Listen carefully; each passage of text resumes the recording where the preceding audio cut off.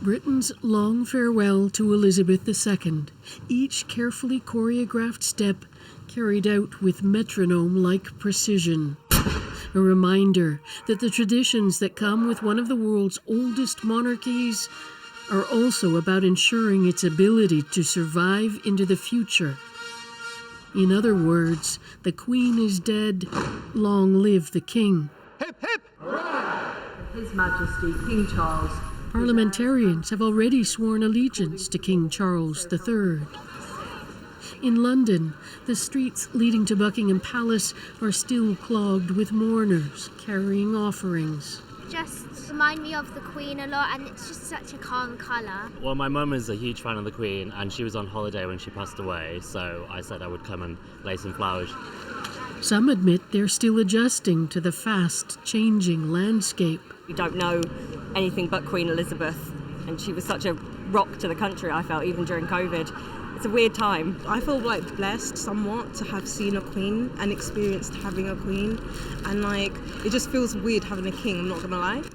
But aside from a brief moment when Charles seemed irritated by the size of the table he had to sign the proclamation of accession on, commentators say the transition so far has been note perfect. I think actually the first 48 to 72 hours of King Charles III's reign has been virtually flawless, which is exactly how those who's planning it want it. Let's not forget, these are people that plan even royal visits down to the last minute. Camilla Tomini is an associate editor for the Daily Telegraph, covering the British royal family. Of course, there have always been fears behind palace gates that Prince Charles, as he once was, had enormous shoes to fill in trying to replicate some of his mother's magic.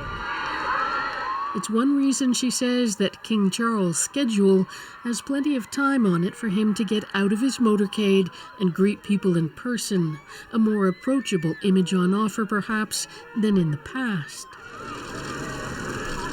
Another carefully managed moment came Saturday. William and Kate and Harry and Meghan, once dubbed the Fab Four, appearing together again outside the gates of Windsor Palace to meet well-wishers. Past differences seemingly put aside, at least for now. So, Margaret, some pretty extraordinary scenes unfolding this weekend, but the week ahead is really busy. That's right. I mean, we're going to start to see the focus shift back down here to London, to Buckingham Palace. The Queen's body will be moved here on Tuesday, and then on Wednesday it will be carried by gun carriage, we understand, to the Palace of Westminster, where there will be a lying in state until the funeral, which will be a week from Monday.